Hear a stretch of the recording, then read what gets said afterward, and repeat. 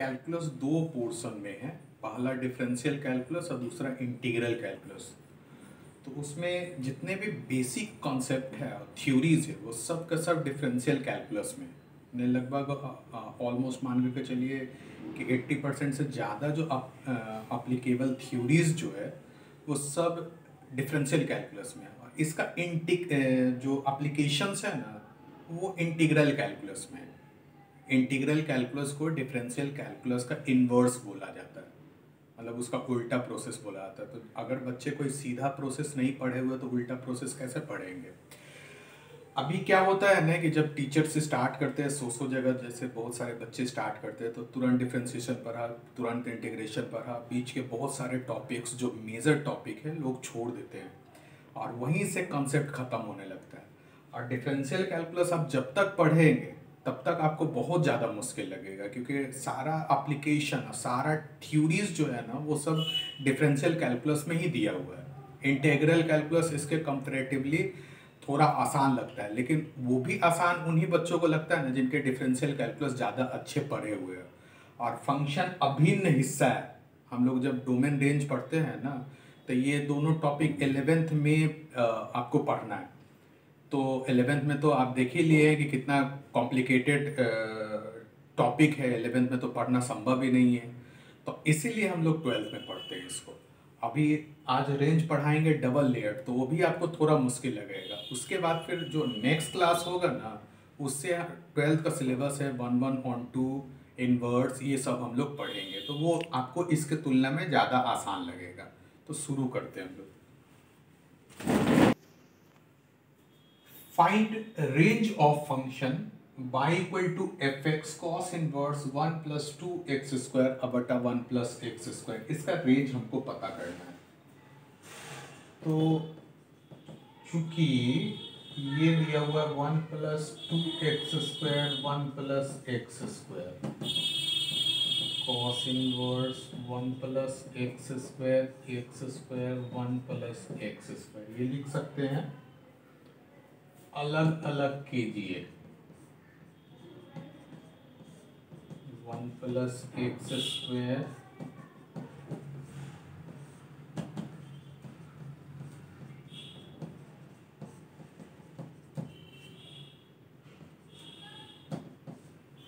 ठीक है। आपको ये पता है कि ये जो पोर्शन है x square 1 plus x square एक से छोटा या बराबर होगा, -1 से 1 के बीच में। लेकिन हमको मालूम है कि ये पोर्शन किसी भी स्थिति में नेगेटिव हो ही नहीं सकता है। तो इसीलिए हम इसको क्या लेकर के चलेंगे, x square 1 plus x square 1 plus x square। लेकिन हम लोग जानते हैं कि ये एक परफेक्ट स्क्वायर है, जीरो से छोटा नहीं हो सकता है। जीरो से छोटा बराबर दोनों दिया हुआ है, जीरो से छोटा हो ही नहीं सकता है। तब क्या बचेगा, अब इसको सिंप्लीफाई करके देखो, x का मान 0, तो डोमेन इसका क्या हो गया, x का सिर्फ एक ही मान 0 सेटिस्फाई कर रहा है। तो रेंज अगर हमको चाहिए तो x का मान वैल्यू भर देते हैं, 0 वैल्यू भरे,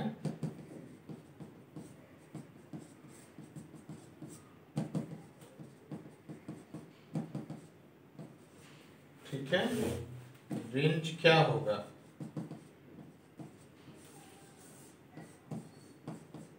ठीक है, नोट कर लीजिए इसको। रेंज अब इसमें देखिए दोहरी प्रक्रिया है, x का मान निकाले तभी y का मान निकाले हैं, ये सब आपको ध्यान रखना है, नोट कर लीजिए इसको। आपको पता करना है इसका रेंज y बराबर cos inverse 1 plus x square बटा 2 plus x स्क्वायर। तो चूंकि x माइनस इंफिनिटी से इंफिनिटी तक है, एक्स स्क्वायर क्या होता है 0 से इंफिनिटी तक। अगर एक्स स्क्वायर 0 हुआ तो 1 plus x square 2 plus x square कितना होगा, और अगर एक्स स्क्वायर इंफिनिटी तक है तो 1 plus x square 2 plus x square,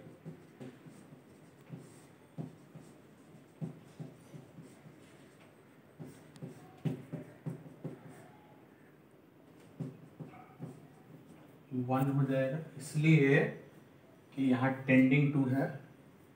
इससे हम निष्कर्ष पे पहुंचे क्योंकि दोनों किनारे पे वैल्यू भर करके देख लिए कि 1 plus x square 2 plus x square कहाँ से कहाँ तक है, हाफ से, यहाँ इक्वल टू भी हो सकता है, इक्वल टू है से 1 तक।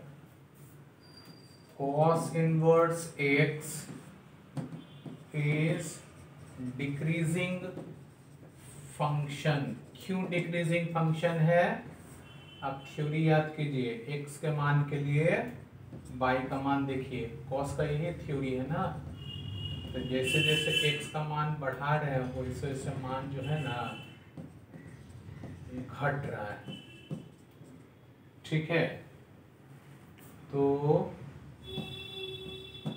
Taking cos inverse we will get cos inverse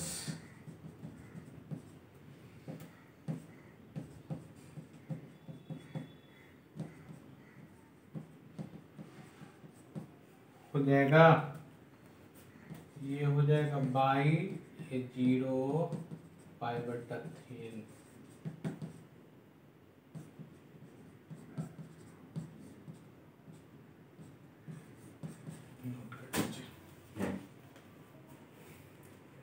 ये तो y का वैल्यू है, इसका cos इनवर्सिंग फंक्शन है तो ग्रेटर देन लेस देन हो गया, लेस देन ग्रेटर देन हो गया।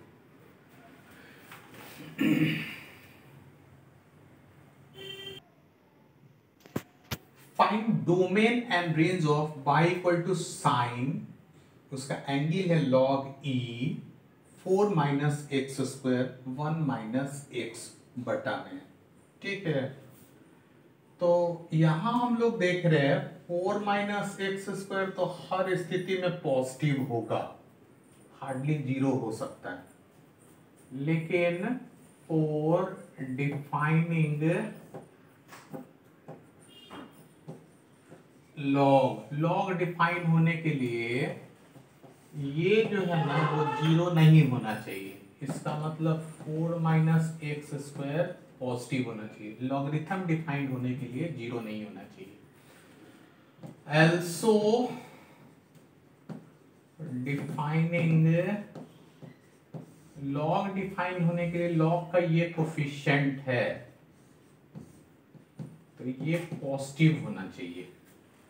हम जान रहे हैं कि ऊपर वाला पोर्शन जो है ना वो पॉजिटिव है क्योंकि स्क्वायर रूट है और यहाँ पॉजिटिव दिया हुआ है, तो इससे हम लोग किस निष्कर्ष पे पहुंचे, positive divided by positive is positive, इसलिए हम लोग इस निष्कर्ष पे पहुंचे कि x से बड़ा होगा, यानी x 1 से छोटा हो जाएगा, ठीक है।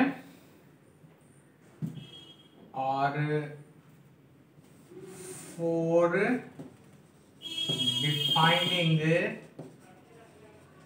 स्क्वायर रूट डिफाइन होने के लिए क्या चाहिए, 4 माइनस एक्स स्क्वायर 0 से बड़ा या बराबर, लेकिन 4 माइनस एक्स स्क्वायर 0 नहीं होगा क्योंकि वहां लॉगरिथम लगा हुआ है तो 0 नहीं हो सकता है। तो इसका मतलब 4 माइनस एक्स स्क्वायर 0 से बड़ा होगा, एक्स स्क्वायर 4 से बड़ा होगा, यहाँ पे x माइनस 2 से 2 के बीच में होगा। अब इससे निष्कर्ष पे पहुंचे 1 माइनस 2 2, एगो बोल रहा है 1 से छोटा, एगो बोल रहा है माइनस 2 से 2 के बीच में, तो दोनों में कॉमन पोर्शन कौन सा है, फ्रॉम 1 एंड 2 x माइनस 2 से 1 के बीच में, यानी डोमेन क्या हो जाएगा माइनस 2 से 1 के बीच में। एल्सो चूंकि x माइनस 2 से 1 के बीच में है तो x अगर -2 से जस्ट बड़ा हो, +0 लगा दिया यानी जस्ट बड़ा। तो जस्ट बड़ा होगा -2 से, तो 4 - x², 1 - x 0 की ओर जाएगा, और x अगर 1 से जस्ट छोटा, -0 लगा दिया यानी जस्ट छोटा अगर, तो बटा में 0 है, यानी कि यहाँ देखिए ना, एक वैल्यू लगभग वैल्यू बढ़ेंगे तो बटा में 0 आ जाएगा। 0 आने के कारण क्या हो जाएगा, इन्फिनिटी। तो 4 - x², 1 - x 0 से इन्फिनिटी की ओर है। लॉगरिथम में हम लोग जानते हैं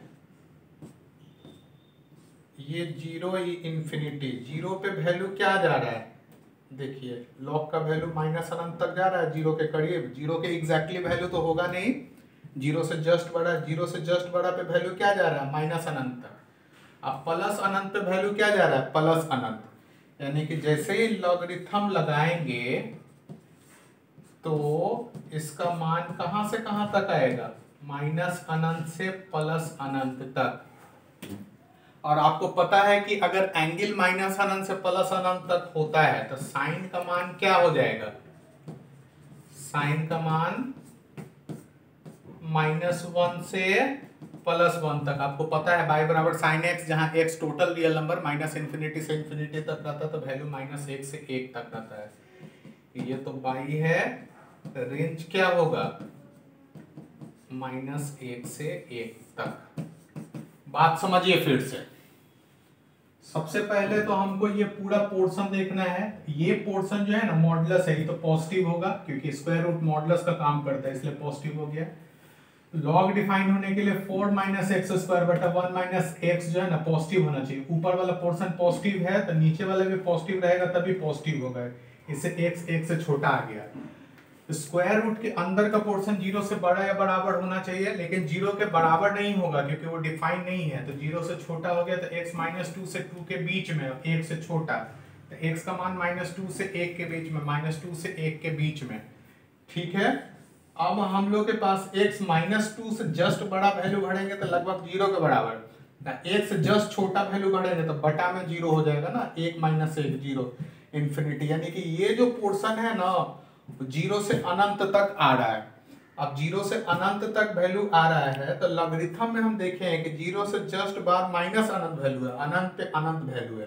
तो माइनस अनंत से अनंत तक साइन लेंगे तो साइन का एंगल अगर माइनस अनंत से अनंत तक वैल्यू होगा तो -1 से 1 तक रेंज हो गया, -1 से 1 तक।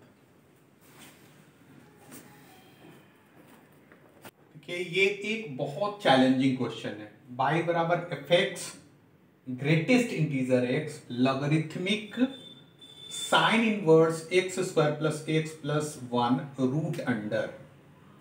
अब देखिए ये quadratic function, square root 2 function, sine inverse 3 function, logarithm 4 function, greatest integer 5 function है, सब कॉम्प्लिकेटेड है।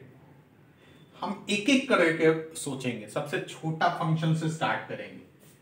जैसे x² x प्लस 1, ये क्या होगा, -d/4a से इन्फिनिटी तक। d का मान कितना है, 1 -3, -3 4 × 1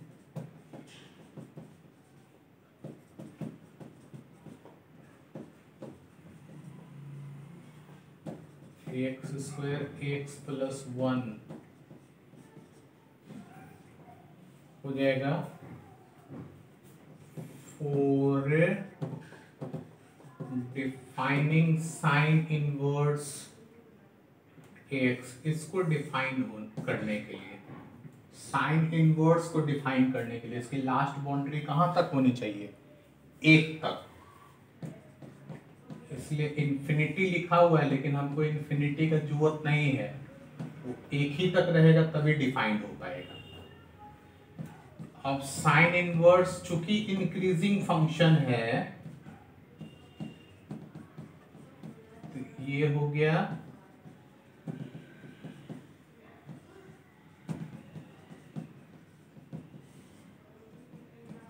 π/3 से पाई बटा 2, लॉग लगा दो, थोड़ा एकदम स्थिर होकर के समझने का है।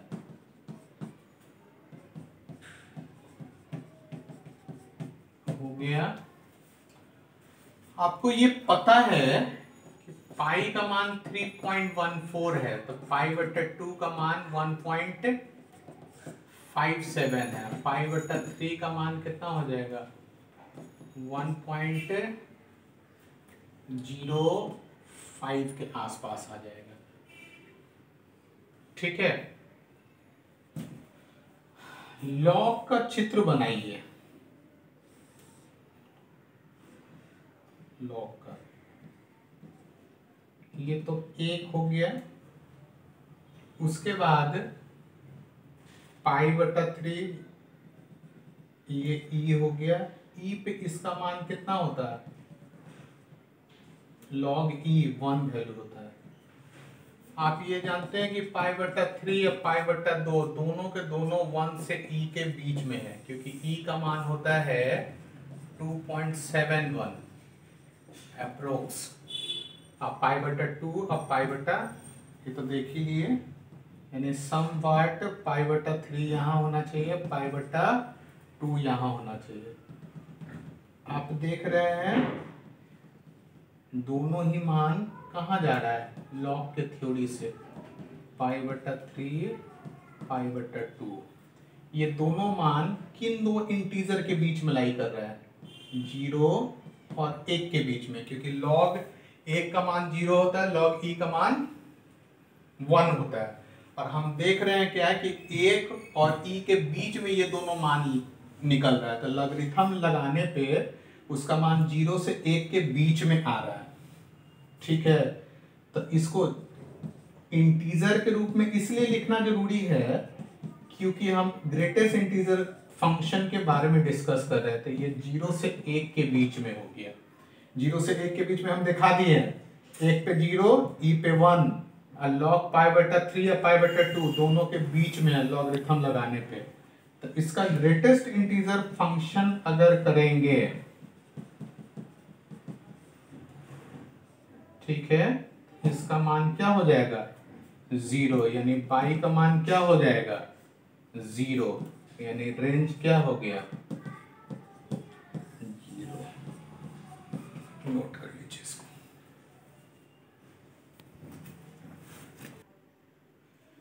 इस क्वेश्चन को फिर से समझिए आप लोग। सबसे आसान पहलू x square plus x plus 1 था। हम जानते हैं कि इसका मान अगर a यानी एक्स स्क्वायर का कोफिशिएंट 1 यानी पॉजिटिव रहे तो माइनस डी बटा 4 से इंफिनिटी तक होता है। उस हिसाब से इसका मान 3/4 से इंफिनिटी तक, लेकिन स्क्वायर रूट डिस्कस किया हुआ तो दोनों स्क्वायर रूट लगाए तो रूट 3/2 से इंफिनिटी तक हो गया। चूंकि यहाँ साइन इनवर्स दिया हुआ था तो साइन इनवर्स जो है ना उसका बाउंड्री होता है, लास्ट बाउंड्री 1 होता है, यहाँ इंफिनिटी तक होता है, -1 से 1 तक है। इधर वाला बाउंड्री तो ठीक दिया हुआ है, इधर वाला बाउंड्री गड़बड़ाया हुआ है, इसलिए हम ऐसा लिखे। उसका साइन इनवर्स चूंकि इंक्रीजिंग फंक्शन होता है इसलिए डायरेक्ट सेम इनइक्वालिटीज पे लगा दिए। इसका मान π/3 आया, π/2 आया, फिर लॉगरिथम लगा दिए, ये वैल्यू आया। अब मेरे पास ये चुनौती है कि ये दोनों इंटीजर के टर्म में हमको पता नहीं है, तो हम ये देखें कि पाई का मान होता कितना है, तो 3.14, π/2 का 1.57 अप्रोक्स सब वैल्यू है, क्योंकि सब तो इरेशनल है। ये देखें, हम देखें कि लॉगरिथम इंटीजर कहाँ कहाँ आता है, तो हम देखें 1 पे वैल्यू 0 आता है, ई पे वैल्यू 1 आता है, तो π/3 या π/2 का वैल्यू 1 से ई के बीच में, तो लॉगरिथम लगाएंगे तो उसका मान 0 से 1 के बीच में आएगा, तो ग्रेटेस्ट इंटीजर 0 आ जाएगा, पाई का मान 0, रेंज विल बी 0।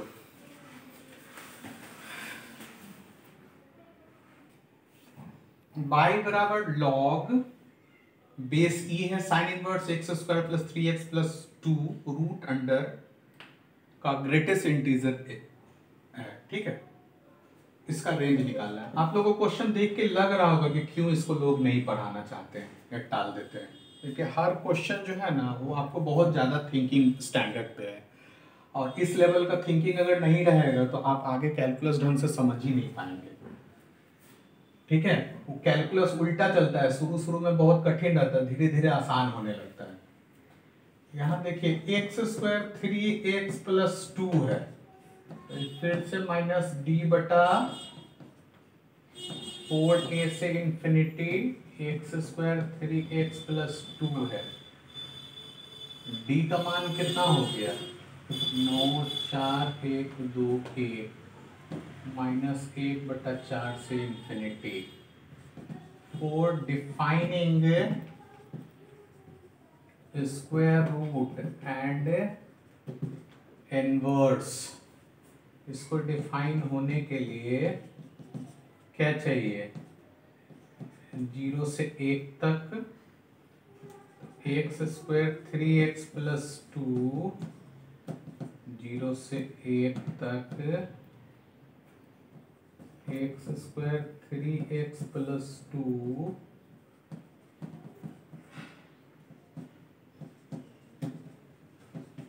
यहाँ 0 तो डिफाइन ही नहीं होगा क्योंकि लॉग को डिफाइन करना है।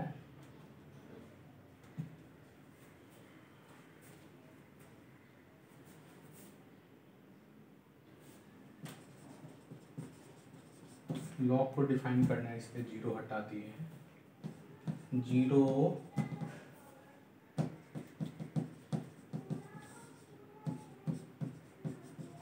π/3। अब हमको लॉगरिथम डिस्कस करना है। ये वाला π/2 है। पीछे वाला क्वेश्चन के अनुसार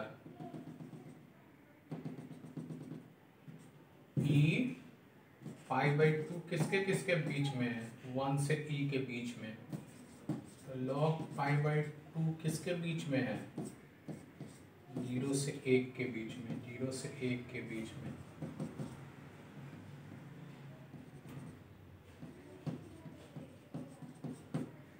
जीरो से 1 के बीच में है।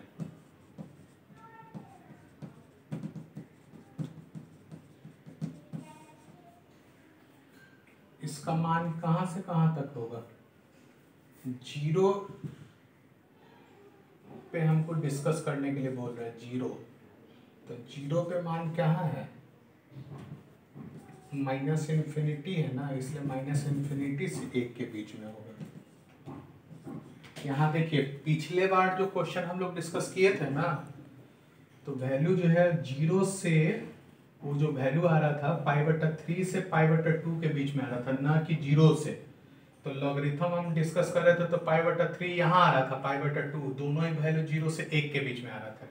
इसमें डायरेक्ट 0 दिया हुआ है, और हम पीछे के क्वेश्चंस में भी पढ़ चुके हैं कि लॉग देखिए 0 पे मान कहाँ जा रहा है, माइनस अनंत तक, क्योंकि 0 से जस्ट बाद पे स्टार्ट होता है, तो माइनस इन्फिनिटी तक वैल्यू आ रहा है, 0 के करीब माइनस इन्फिनिटी तक, इसलिए माइनस इन्फिनिटी लिखे हैं से 1 तक। अब हम इसका ग्रेटेस्ट इंटीजर हम लोग निकालेंगे, ग्रेटेस्ट इंटीजर, तो माइनस इन्फिनिटी -4 -3 -2 -1 0, यही हो जाएगा, इसलिए 1 से पहले इसको हम लोग बोल सकते हैं all non positive integers. Answer note कर लीजिए इसको। पीछे वाला क्वेश्चन और यहाँ में सिर्फ यही अंतर है कि पीछे वाला क्वेश्चन π/3 से π/2 तक था, तो π/3 यहाँ से यहाँ तक था, यानी इंटीजर के रूप में 0 से 1 के बीच में धरा गया था ये। लेकिन यहाँ 0 है, तो 0 पे मान जो है ना, देखिए चित्र इसीलिए पढ़ा जाता है, अगर आपको चित्र नहीं पता रहता तो आपको कभी पता ही नहीं चलता कि इसका मान कहाँ भागेगा। तो 0 पे, 0 से जस्ट बड़ा बोल रहा है, 0 के बराबर नहीं बोल रहा है, तो 0 से इसका मान माइनस इन्फिनिटी की ओर है, इसलिए माइनस इन्फिनिटी से 1 तक, तो ग्रेटेस्ट इंटीजर का मान रखे तो 0 तक आ गया, all non positive integers. Note कर लो क्योंकि इंटीजर वैल्यू चाहिए। fx बराबर sign inverse X square plus half greatest integer plus cos inverse X square minus half greatest integer. Greatest integer ये वाला जो साइन है ना, वो ग्रेटेस्ट इंटीजर का दिया हुआ। अब हम लोग को अगर ये क्वेश्चन में यहाँ प्लस रहता तब तो कोई समस्या ही नहीं था, क्योंकि sign inverse x plus cos inverse x pi by 2 हो जाता, लेकिन ऐसा है नहीं, यहाँ प्लस है यहाँ माइनस है। तो इस चीज को हम लोग x square half greatest integer cos inverse X square half minus 1 लिख सकते हैं। Sign inverse X square half cos inverse, ऐसा क्यों?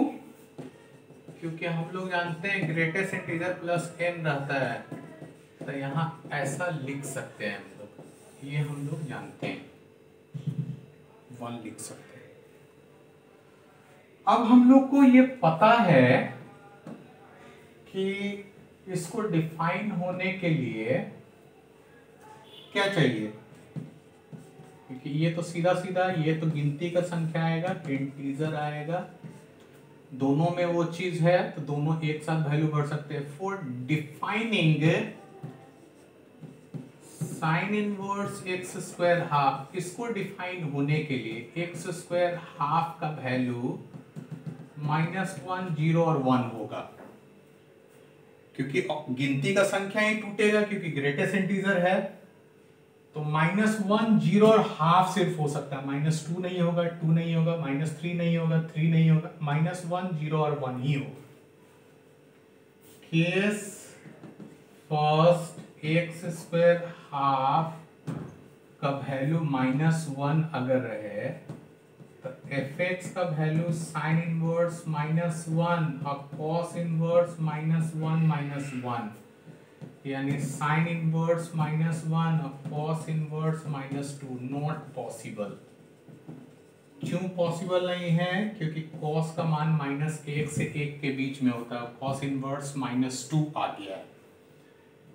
ये सेकेंड, एक्स स्क्वायर हाफ का वैल्यू अगर 0 है तो एफ एक्स का वैल्यू साइन इनवर्स 0 और कॉस इनवर्स 0 -1, इसमें वैल्यू बढ़ेंगे इसी में, तो इसका मान 0, इसका 0 -1, यानी कि हो गया साइन इनवर्स 0 कॉस इनवर्स -1, इसका मान 0, इसका मान पाई। ठीक है। Case third, x square half का मान अगर 1 वैल्यू भर रहे हैं तो एफ एक्स का मान, इसमें वैल्यू भरिए, साइन इनवर्स 1 कॉस इनवर्स 1 -1, यानी साइन इनवर्स 1 कॉस इनवर्स 0, इसका मान π/2 पाई, एफ एक्स का मान पाई, रेंज क्या होगा पाई। तीन को केस ही है, हम क्या किए ना कि तीनों को एक ही केस, ये दोनों को एक ही टर्म में ले आए, माइनस था, हाफ जोड़े हाफ घटाए, ये हो गया। ग्रेटेस्ट इंटीजर का नियम है कि जो इंटीजर होता है उसको बाहर कर सकते हैं, तो -1 इंटीजर है इसलिए बाहर कर दिए। ये वैल्यू हमेशा गिनती का संख्या निकलेगा और साइन इनवर्स के साथ है, तो ये 3 ही केस पॉसिबल हो सकता है, -1, 0 और 1। एक बार -1 वैल्यू बढ़े तो संभव नहीं हो सका, क्योंकि कॉस इनवर्स -2 संभव नहीं है, फिर 0 वैल्यू बढ़े, फिर 1। ये दोनों केसेस में वैल्यू एफ एक्स का पाई आया, इसलिए रेंज पाई होगा।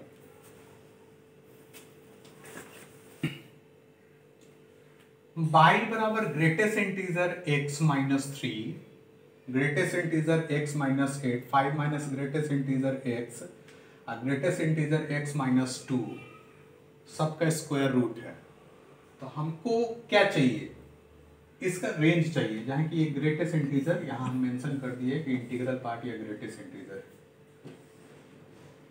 ये क्वेश्चन को एक जनरल क्वेश्चन का रूप लेकर के पहले सोचिए कि अगर ये फॉर्म होता तब क्या हो सकता था।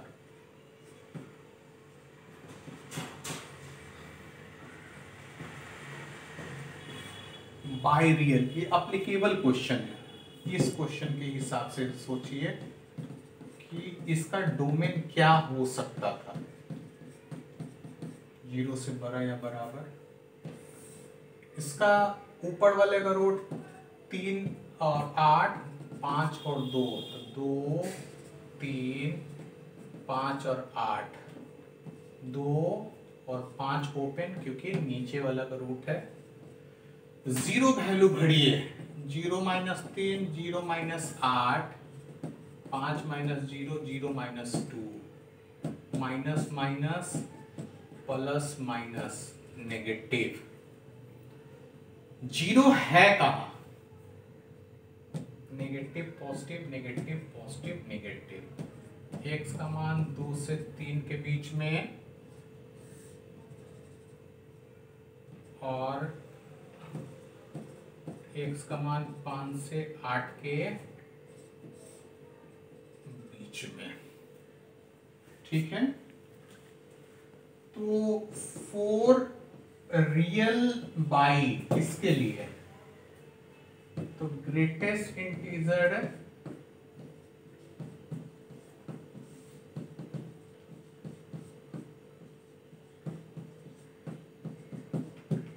ठीक है, इसका सीधा सा मतलब ग्रेटेस्ट इंटीजर x 2 से 3 के बीच में, ग्रेटेस्ट इंटीजर x 5 से 8 के बीच में। तो ग्रेटेस्ट इंटीजर 3 6 7 8 इसके लिए यही ना वैल्यू आएगा, क्योंकि ग्रेटेस्ट इंटीजर तो गिनती का संख्या है।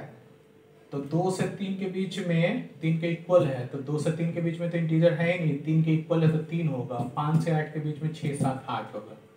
अब हमको ग्रेटेस्ट इंटीजर का मान निकल गया, बाई का मान हमको निकालना है।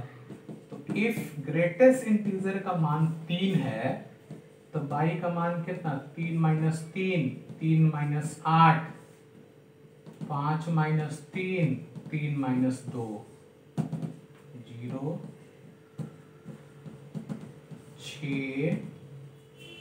6 minus 3, 6 minus 8, 5 minus 6, 6 minus 2, 3 minus 2 minus 1 और 4, 3/2,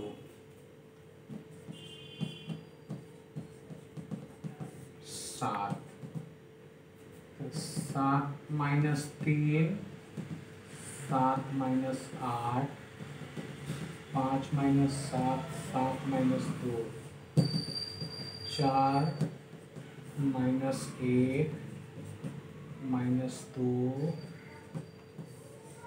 5, 2/√5, 8, 8 minus 3,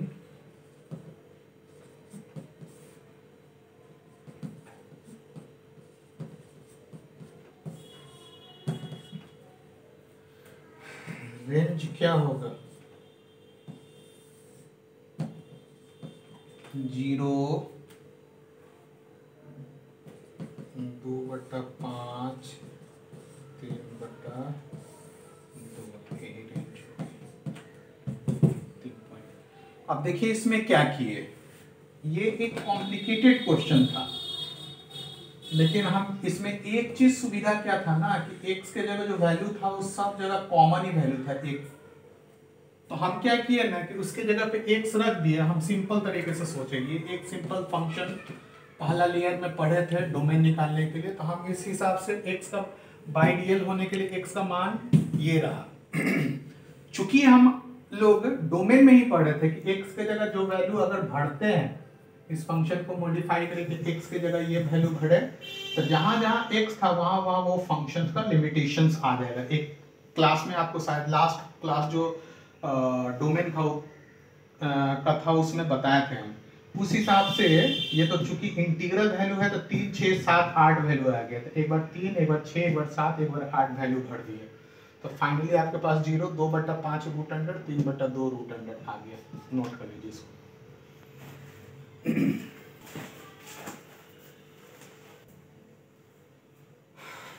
find range of y equal to, एक मिनट,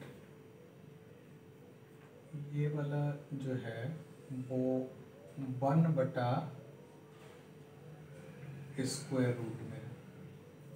ठीक है। 1 / greatest integer sine x minus greatest integer cos x, ये फंक्शन। फॉर रियल बाई क्या होना चाहिए, 0 से बड़ा। लेट p बराबर साइन एक्स। साइन एक्स का वैल्यू अगर डिस्कस करें तो साइन एक्स एक्स एक्सिस पे 0, 0 पे 0। फर्स्ट क्वाड्रेंट में क्या होता है, यहाँ से यहाँ के बीच में 0 से 1 के बीच में। इस पे वैल्यू क्या होगा, 90 डिग्री पे 1, साइन 90 1। सेकेंड क्वाड्रेंट में वैल्यू क्या होगा, पॉजिटिव है, 0 से 1 के बीच में। पाई पे वैल्यू क्या होगा, 0। थर्ड क्वाड्रेंट में -1 से 0 के बीच में, यहाँ पे वैल्यू -1।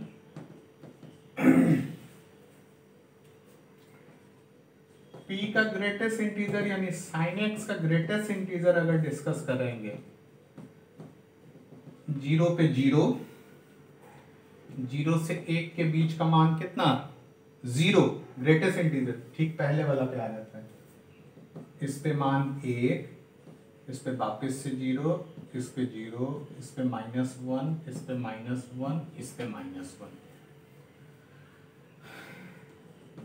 लेट q बराबर cos x, तो q का ग्रेटेस्ट इंटीजर कितना हो जाएगा, cos x। cos x का वैल्यू क्या होता है, +1 0 पे, यहाँ पे वैल्यू क्या हो जाएगा, 0 से 1 के बीच में, 90 पे 0। सेकेंड क्वाड्रेंट में नेगेटिव होता है, -1 से 0 के बीच में, ठीक है। यहाँ पे वैल्यू क्या होगा, cos पाई -1, -1 से 0 के बीच में, ये वैल्यू 0 हो जाएगा, ये 0 से 1 के बीच में। तो ये वाला जो मान होगा ग्रेटेस्ट इंटीजर करेंगे तब क्या होगा,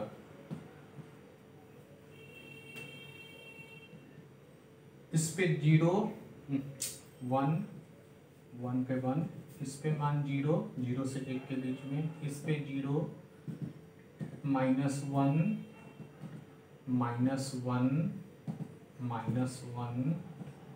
0 0। अब हमको क्या चाहिए, साइन एक्स का ग्रेटेस्ट इंटीजर, अब कॉस एक्स का ग्रेटेस्ट इंटीजर, यानी पी क्यू क्या होगा बताओ। यहाँ इसमें डिस्कस करो, 0 - 1 0 - 0 1 -0 0 -1 0 -1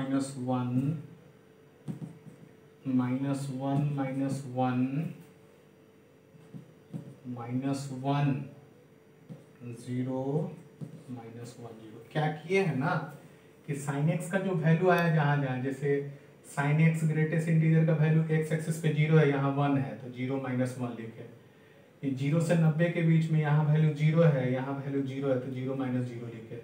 यहाँ पे वैल्यू 1 है और यहाँ पे 0 है, तो 1 - 0। उसी तरीके से सबको सेट करके लिखिए। आगे बढ़ाएं तो वैल्यू क्या आ जाएगा, -1 0 1 1 1 0 -1 -1। हमको क्या चाहिए, पॉजिटिव। पॉजिटिव कहाँ से कहाँ तक, सिर्फ यहाँ से यहाँ तक यही वैल्यू है जो पॉजिटिव आ रहा है। अदरवाइज कोई भी वैल्यू देखिए, या तो 0 आ रहा है या नेगेटिव आ रहा है। तो इसका सीधा सा मतलब है y is real for x का मान 90 से 180 के बीच में, और इस दौरान sine x minus cos x का मान 1 आ रहा है, फाइनल वैल्यू 1 आया है। तो y का वैल्यू कितना है, sine x minus cos X का वैल्यू 1, रेंज कितना हो गया 1। अगर लॉग वाला जो क्वेश्चन अगर लिखे थे शुरू में, अगर ये वैल्यू होता तब क्या लिखते हैं, log e1 यानी 0, रेंज क्या हो जाता 0।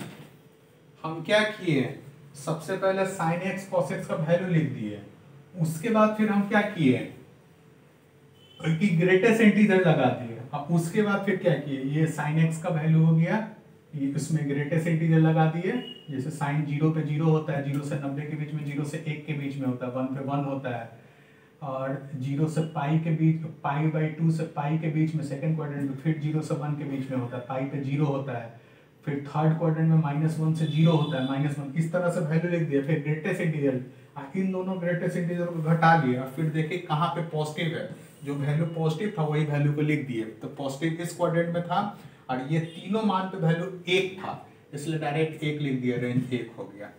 अब इतना आपको सोचने आना चाहिए। अब देखिए एक और चीज नोट कर लीजिए, पहले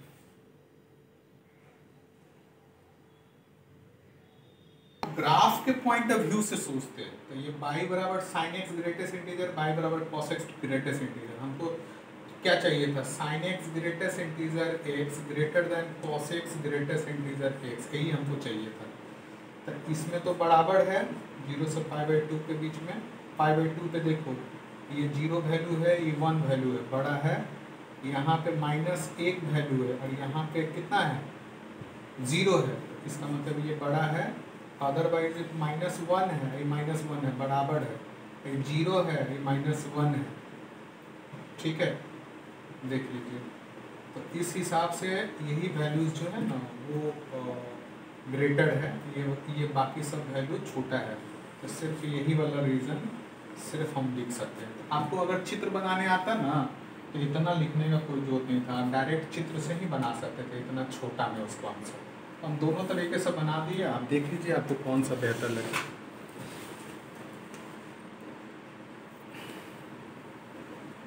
f(x) बराबर sin x plus cos x greatest integer, find range.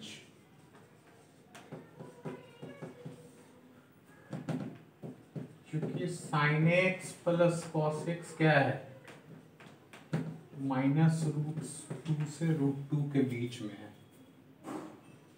तो sin x plus cos x क्या होगा,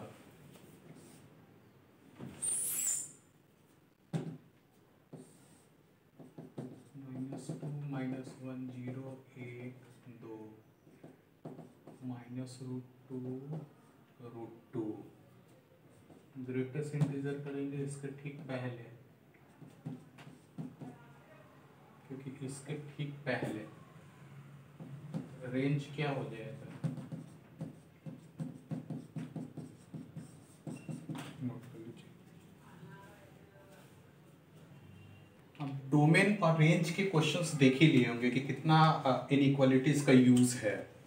तो हम डोमेन का भी लगभग 80-90% क्वेश्चन कर दिए, रेंज का भी 80-90% क्वेश्चन कर दिए, लेकिन डोमेन और रेंज का कभी अंत नहीं होना है, क्योंकि जितना नया फंक्शन होगा उस फंक्शन के डेफिनेशन के अनुसार रेंज और डोमेन के वैल्यूज चेंज होंगे। तो यहाँ तक आपको 11th में पढ़ना था डोमेन और रेंज, और आप अपने से कल्पना करके देख लीजिए कि क्या आप डोमेन और रेंज 11th में पढ़ने की स्थिति में थे या नहीं थे। ये तो संभव है 12th में आपका सांस फूलेगा, 11th में तो संभव ही नहीं है इन चीज़ों को समझना, लेकिन NCERT सिलेबस इसी तरीके से दिया हुआ है। अब हम लोग नेक्स्ट क्लास से 1-1 1-2 वगैरह पढ़ेंगे। आप लोग का काम क्या है कि डोमेन और रेंज एक बार में समझ में नहीं आना है, हर साल बच्चों को दिक्कत होता है शुरू में, जितने भी बच्चे ज्वाइन करते हैं शुरू में डोमेन और रेंज जो है ना बहुत ज़्यादा चुनौतीपूर्ण लगता है। तो आप इसको 2 बार 3 बार, चूँकि वीडियो लेक्चर है, 2 बार 3 बार समझिए क्या हम बोल रहे हैं, उस पर ध्यान दीजिए, और उसके बाद फिर उसके नोट्स तैयार कीजिए। और ये सब चक्कर में नहीं रहिए कि उछल के डोमेन पढ़ लिए, कभी डिफरेंशिएशन पढ़ लिए, कभी उछल के इंटीग्रेशन पढ़ लिए, आपका करियर ख़त्म हो जाएगा। क्योंकि आप सिस्टमेटिक तरीके से पढ़िएगा फिजिक्स केमिस्ट्री मैथ, खासकर मैथ अगर सिस्टमेटिक तरीके से पढ़िएगा तभी आपसे क्वेश्चंस बनने हैं। और जहाँ तक बोर्ड वगैरह का बात है तो बोर्ड का स्थिति तो आप इसी साल देख ही लिए कि 2.25 लाख बच्चे एक सब्जेक्ट या 2 सब्जेक्ट में फेल होते हुए भी उनको पास कर दिया गया। तो ये बोर्ड का चक्कर और नॉलेज का चक्कर में बहुत अंतर है और लोग इसी चीज़ का फ़ायदा उठाते हैं। चूँकि आप पहली बार पढ़ रहे होते हैं कैलकुलस, तो आपको इस बात का जानकारी नहीं होता कि कैलकुलस पढ़ना क्या है, पढ़ना कैसे है। तो आपके टीचर्स कभी उछलाएंगे, कभी डिफ्रेंशिएशन पढ़ाएंगे, कभी इंटीग्रेशन पढ़ाएंगे, ऐसा नहीं होता है। तो एकदम सिस्टम से चलता है ये। आपके पास डिफ्रेंशिएशन के बाद ये आप फंक्शन के बाद आपका लिमिट जाएगा, फिर कंटिन्यूटी जाएगा, फिर डिफरेंशिबिलिटी जाएगा, फिर डिफरेंशिएशन जाएगा, फिर एप्लीकेशन ऑफ डिफरेंशिएशन जाएगा, उसके बाद फिर इंटीग्रल कैलकुलस जाएगा। यानी एक करीब 6 महीना 7 महीना का जो कोर्स है कैलकुलस का, उसमें 3.5 पौने 4 लगभग 4 महीने से ज़्यादा आपका डिफरेंशियल कैलकुलस ही जाना चाहिए। उसके बाद इंटीग्रल कैलकुलस 1-1.25 महीने में ख़त्म हो जाएगा अगर आपका अच्छा से डिफरेंशियल कैलकुलस किया हुआ रहेगा तो। और हालांकि जब आप एग्ज़ाम्स फेस करेंगे इंटीग्रल से ज़्यादा आता है, लेकिन इंटीग्रल बिना डिफरेंशियल का नहीं बनाया जा सकता है। आप फिर फंसने लगेंगे, आपका समय भी बर्बाद हो जाएगा, आप सीख भी नहीं पाएंगे। इसलिए जैसे हम सिस्टमेटिक तरीके से बढ़ा रहे हैं, एकदम उसी सिस्टमेटिक वे में पढ़िए।